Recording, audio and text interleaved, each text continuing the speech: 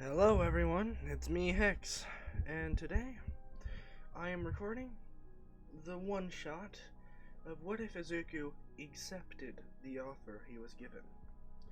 Now, if it's already been too long to the point where you don't remember this, well, this is the other side of the sound story. When he was visited by that demon in his head, he originally said no, but some people have decided that he should have said yes. And this is where we see what would happen if he did. We're in a dark room with this beast, the person who calls himself a devil. He gave me an offer, Izuku thinks. Should I accept? Or should I deny? He's about to deny when time changes as everything freezes and his mind changes as well. He stares this evil being in the face as he says, "I accept your offer." The demon looks at him with a smile on his face as he says, "Very well. Lose that pesky quirk of yours and gain my magic." As he says this, Izuku feels his sound, all of his sound, disappear. As he feels one for all, still there, but it's very faint. He knows that it will die out if he doesn't give it to someone. He says, I accepted your power. Now, what's going to happen to me?" The demon looks at him with a sort of gleeful look, and he says, "Well, you will change. You have chosen to become an underling, or maybe a partner of mine. So, I'll give you some power," he says with a smile, as Izuku starts to feel some changes happening. He turns into this. He's not 100% sure what's happening. He just starts to see as these green writing gets put on him. His vision dims a bit in this already pitch black room. And he feels some sort of weird pain on top of his head. It's more of a tingling itch rather than a excruciating pain. He decides to figure out what this pain is, or this itch. As he reaches up to feel the top of his head, he gets poked. Something up there is pointy. And suddenly there's a mirror as he sees himself. Panic in his eyes. Then he changes. He's no longer worried about that. He's better than he was, he thinks. He is stronger. No quirk could manage this much power. As he looks up, the demon says, "You will get a new type of magic."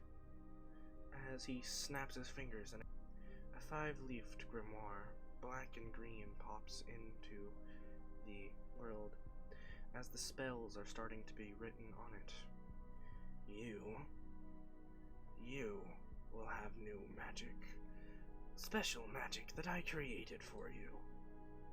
It's a mix between word magic and anti-magic.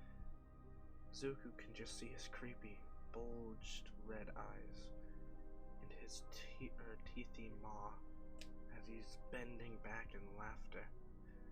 Zuku looks through some of the pages and realizes he can read this odd text. One of the spells says, "Destruction." He tilts his head at this questionably as he says, "Destruction." Suddenly, the area around him, from 15 feet, just disintegrates, as suddenly he's floating in midair. "Oh yeah, I decided to give you a gift." Izuku's looking around as he sees this greenish-black aura surrounding him. "Yeah, you can fly now, but the cost is you have to serve me. Do my bidding and you will get more."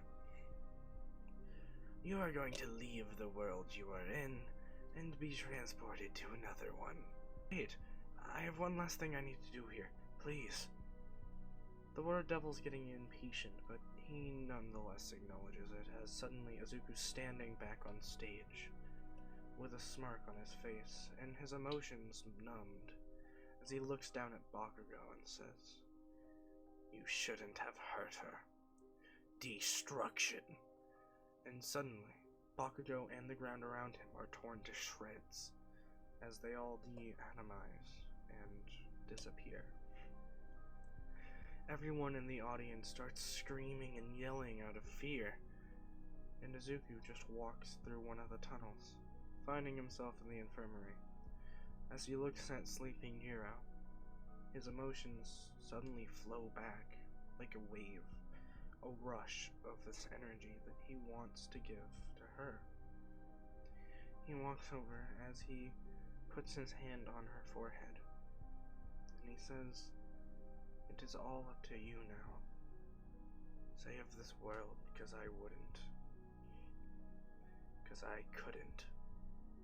And he gives her one for all of it. And suddenly, he feels better than he did before. Wings grow from his back, these green and black wings. Suddenly, he knows what his mission is.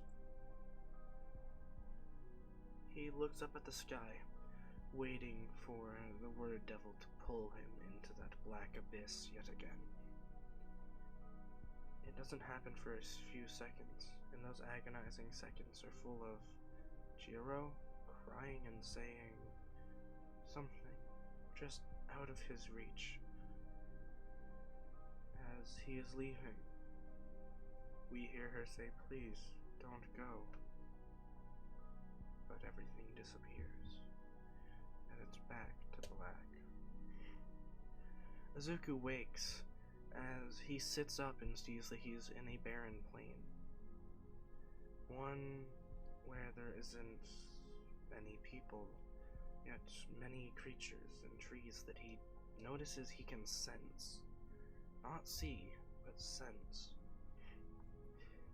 He looks around as the word devil speaks into his head and says, "Now, you must find a group of adventurers.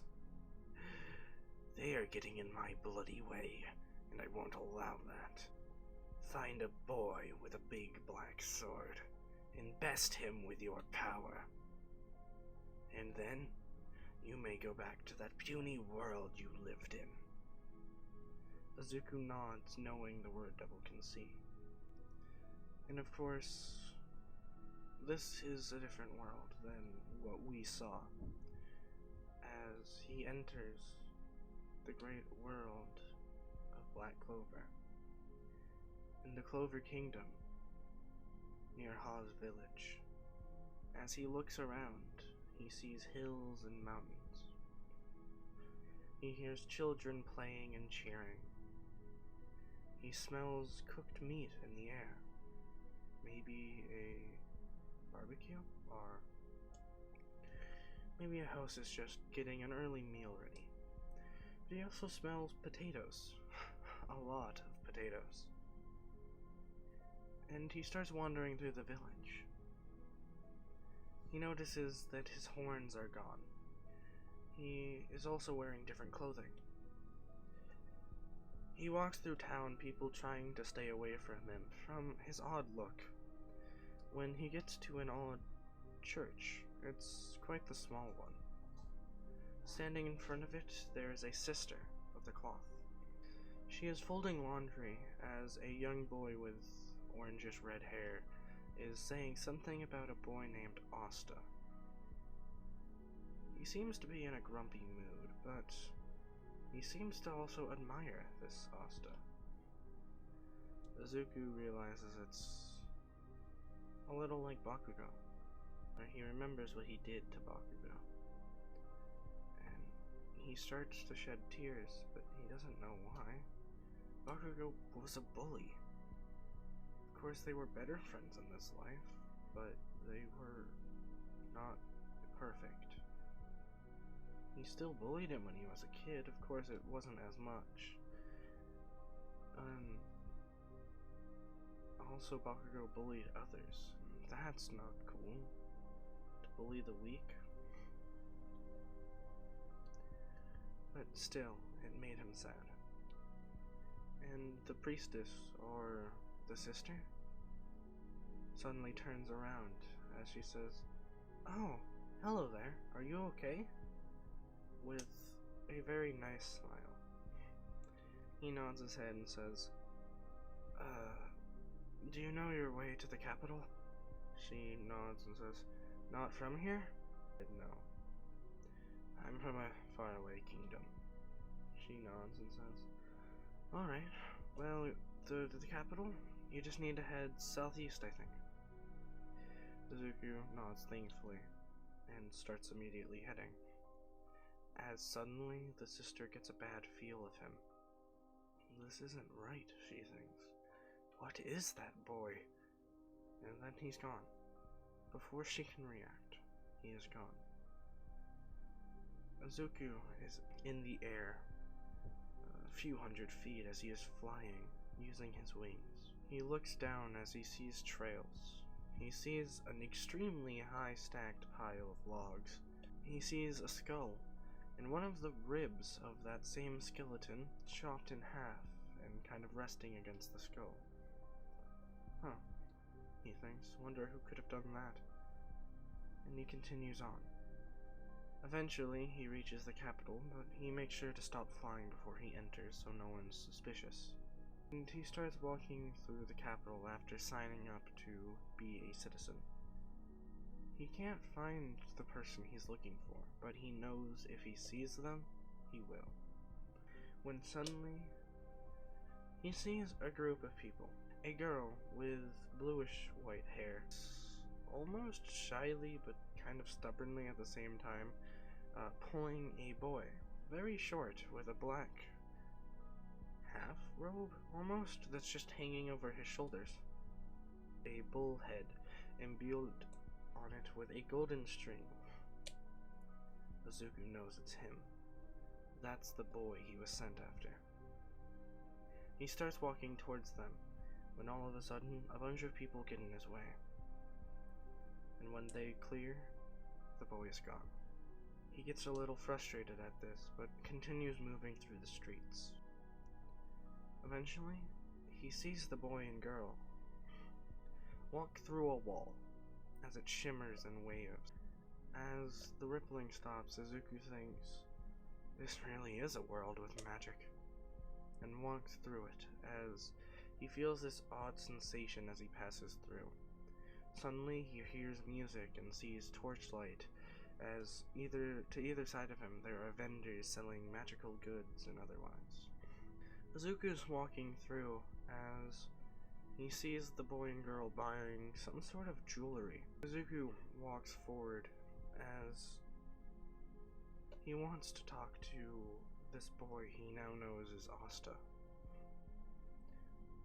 "Hey, you!" Asta turns around, hearing the voice. "Do you happen to carry a big sword?" he asked questionably, kind of bluntly. Asta, not exactly knowing what he means, then realizing about his grimoire, says, "Oh yeah, why? Did you need me?" Izuku shakes his head and says, "No, just wondering. I have heard a few things about you." Asta is suddenly on alert, as he feels this isn't a normal person his age. "Well, what do you want?" Yet again asked a little bluntly. Izuku doesn't let him talk anymore, as suddenly his wings grow as his grimoire glows and emerges from a small rip formed in his chest, as his skin melds back together with a sloppy sound. It's disgusting to hear, but no one else is focused on that but us, as Izuku says, "Blade Storm," as a hole in space-time opens above his head as swords start flying out. Asta realizes what this is. This is the Word Devil's power. How did he...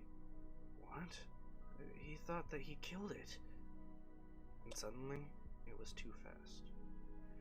Asta barely draws his sword as he blocks a few of the swords. One gets lodged in his thigh as Noelle, the girl to his left, immediately pulls out her wand as she points it towards him and is about to say Sea Dragon's Roar when he says, "Skin melt," and her mouth melds together, and she no longer can pronounce Sea Dragon's Roar. She starts to freak out as she faints. Izuku looks at Asta as Asta is looking at Noelle, enraged. Suddenly, this black-like material starts covering Asta's arm, and one singular black wing emerges from his right shoulder. His right eye turns red as a demon horn grows on his right side. Asta knows that he's not as powerful as this boy in front of him, this devil? But Izuku doesn't know he's much more powerful than he thinks. As Izuku says, "Blade Storm," Asta breaks the magically created swords. Then he dashes forward, ignoring the pain. As the sword unlodges from his thigh, he does it from up to down slash at Izuku. Izuku is suddenly standing on the other side of Asta as he says, "Destruction." And like that, faster than Asta can react, he is torn to pieces. It is a sad fight, but Izuku knows if he's ever to see the person he loves again, he will do it. He accepted this power thinking that he could be a hero, but he is more like a villain now. But nonetheless, the voice in his head is super happy as it says, "Very nice work, young Izuku. You have served me well. You can be transported back to your world if you wish." Izuku says yes as the time around him has stopped. Suddenly he's back, but in the worst place possible. He's at his old house where his mother lives. It's on fire, and he hears screams inside. He immediately gets sick as he says, "Rainstorm! Water surge!"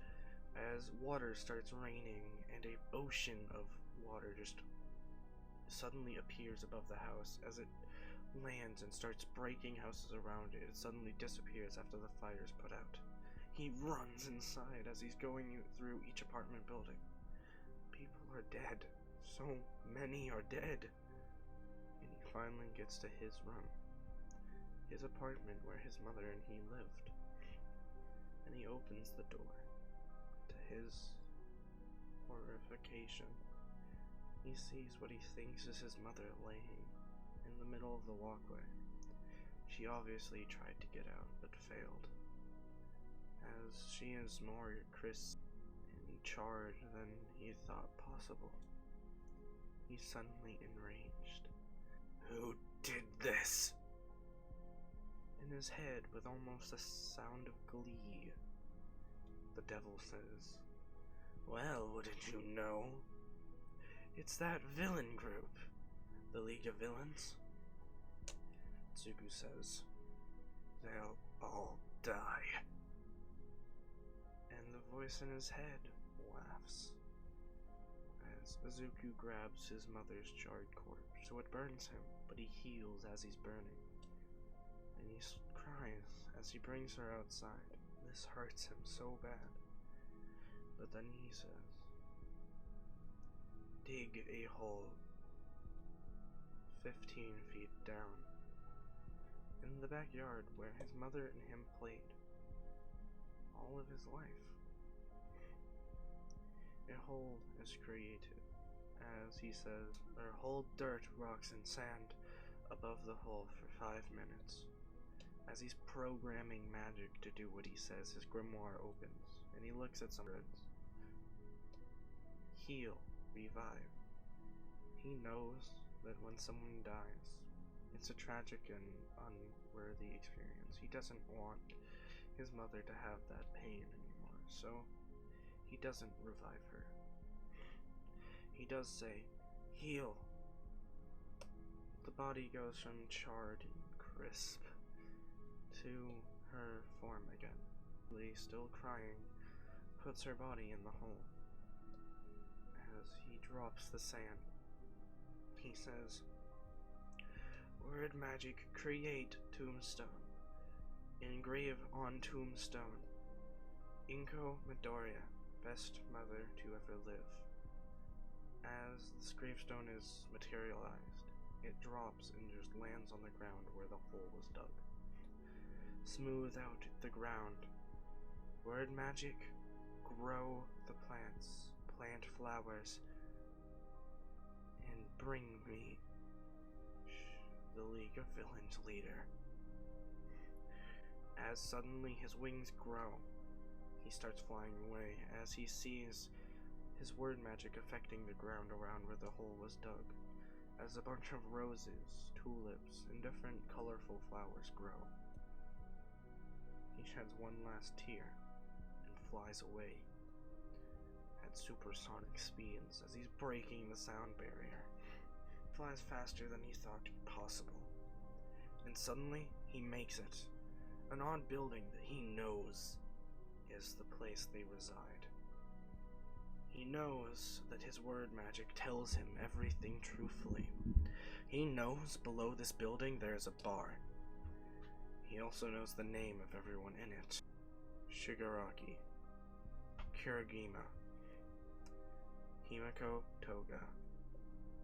Someone that his word magic could only identify as Dabi. When his word magic reported back to him, he said that there was supposed to be one more member.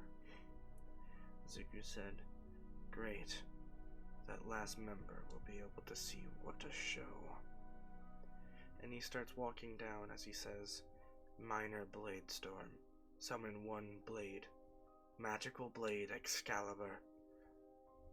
Once the golden blade is summoned, he says, "Word magic corrupt Excalibur." As the gold turns to black metal and the blade dims a bright green, Izuku says, "Word magic demonic form."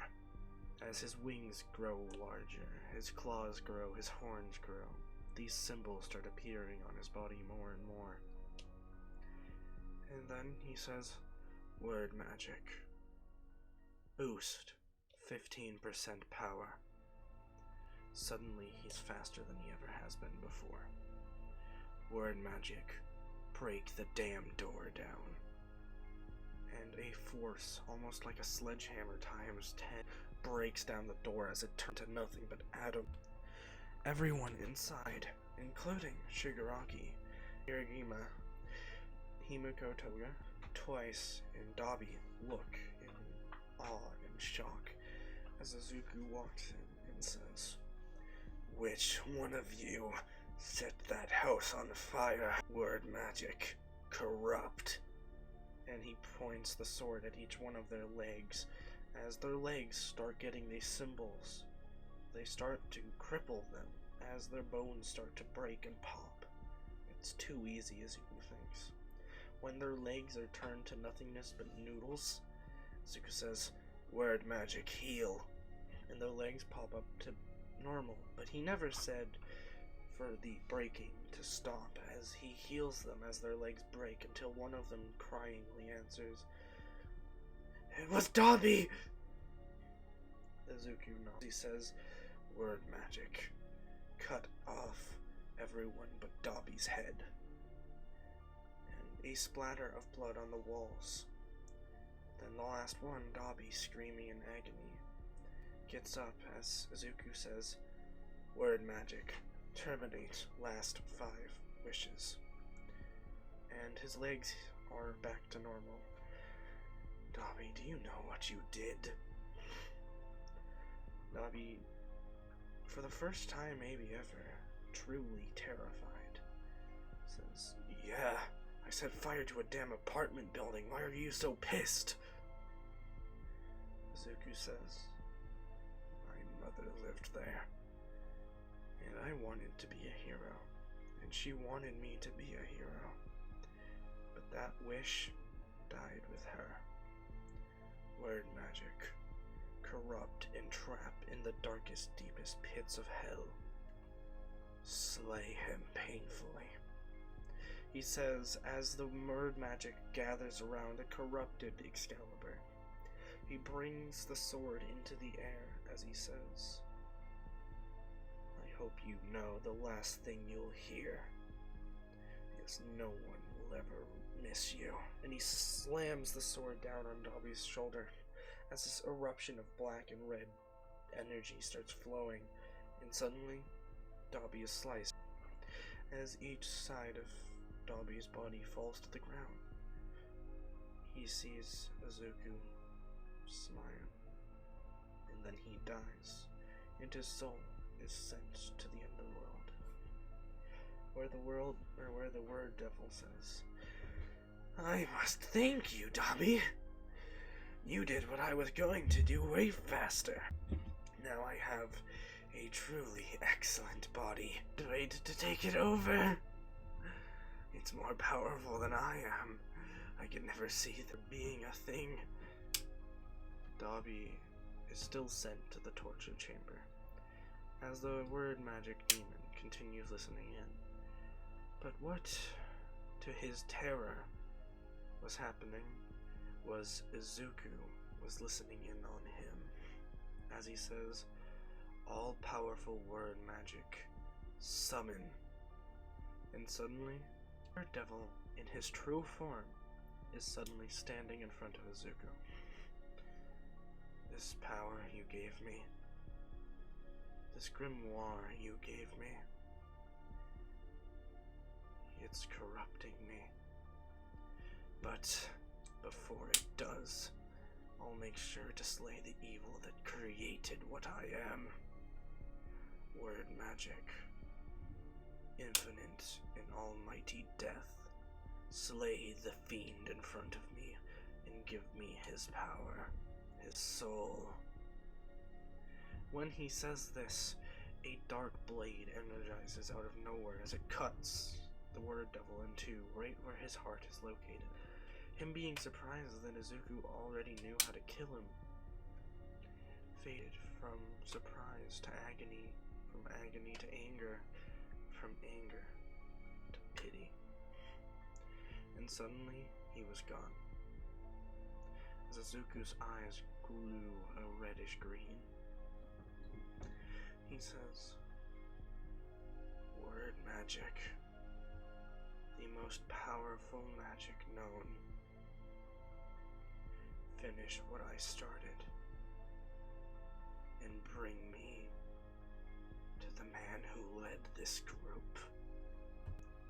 And suddenly he's teleported into what seems to be a lab, where a man in a mask is sitting in a chair watching horrified through a TV, and he turns around, seeing the person he just watched kill every single one of his lackeys. Izuku says, "Word magic, restrain in infernal chains," as this fiery chain starts wrapping around all for one. Izuku says, "Word magic, corrupt the beasts behind me." The word magic, now fully sentient, listens as it runs behind him, as it takes the form of 3 to 5 needles as it injects itself into all the Nomu. Word magic, controlling grasp. As the Nomus break through the glass containers, they are suddenly standing on either side of Izuku. "Nomus, listen to my command, and slay your creator." As suddenly as it began, it ended. All for one was killed. Izuku said, "Last thing, word magic. Leave this world. Destroy the underworld. Leave nothing left. And Spread yourself through all the people without power that want it badly. Give them the chance, and if they turn out well, bring them to me. As not all of it, but a good portion, maybe a third of the word magic inside Izuku left, it went throughout all the different dimensions, and went into everyone that he could see. From our world, Earth, all the way to the ancient world, going through everything you can imagine. Suddenly, 12 people spawn in front of him. That was faster than I expected. He looks at 3 people that are him, but from different worlds, and the rest completely random. He looks at the first one and says, "What was your original power?" This man, or him, this Izuku, says, My power was nothing. I didn't have any." Who nods. "Now you do." Then he looks at the next one. "And what was your power? Or what was your quirk?" He says, "My quirk is antimatter. Wonder why it brought you here if you already had power. It must have saw great things in you. You now have another ability, called word magic. Most of what you say will come to fruition. Last but not least, what was your quirk?" He looks at the last person, holding a scythe and a girl named Toga at his side. He says, "My quirk was called Reaper." He nods and looks at the rest of the people. "What were your powers?" They all explain as he says, "We are a new group. We will kill both the heroes that don't deserve to be called heroes, and the villains, all the villains. A villain turned me into whatever I am now, thinking that I would be a good vessel. That devil is now gone with that entire world it came from. I hope none of you will turn on me, or I will not spare you the pain he felt. Alright, I will give you all missions." He looks towards the first person that didn't have a quirk. "You, I want you to go out throughout this city that we're in and find all of the vigilantes and villains, and either convert them to our side and or kill them." He nods as then he looks at the person who said they had a quirk antimatter. "Next, you. I want you to travel all the way across the world and do the same. Start killing everyone that has quirks. Make it so that we are the only ones with quirks. We are making an empire, and we cannot have any resistance." The last person that he's gonna call Reaper. "You, Reaper, with the girl at your side." He nods. "I want you to go around the world as well, but not in the same way. I want you to take the souls that he kills," as I point towards the antimatter boy. "I want you to grab all of the souls, but don't give them to however you have that Reaper quirk or soul power. I can sense it's not a quirk within you. Then, I want you to bring them back to me. This will give you a high reward." Then he looks at the rest. You will form the base team. I want 3 of you. There's going to be an event that I'm running soon. I'm going to trap a lot of the Class 1A students, you wouldn't know who they are, word magic, and plant the memory that I have of 1A into them. They all suddenly get a burst of images. I want you guys to be readying yourselves. Train hard. Harder than ever you have before. And when you believe you are ready, come back to me. And that is when we will rule this world." As they all leave him, he says, "Word magic, summon Kyoka Jiro from World 187.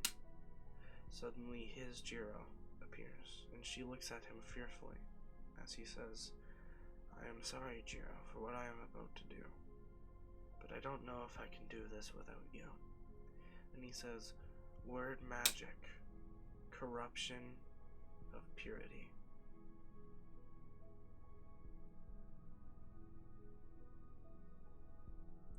And that, my friends, is where we end this one-shot. I hope you enjoyed, and all of you that thought something different would happen from him accepting that power, you were dead wrong. You should know the corruption of a devil, and you're going to be mad that I had him kill Asta so fast, but I didn't want to take too long recording this. But anyway, yeah, I'm most likely not going to do another one of these unless you guys really want to see it. Anyway, I'm Hex, you're my Hexed Army, and I'll see you later.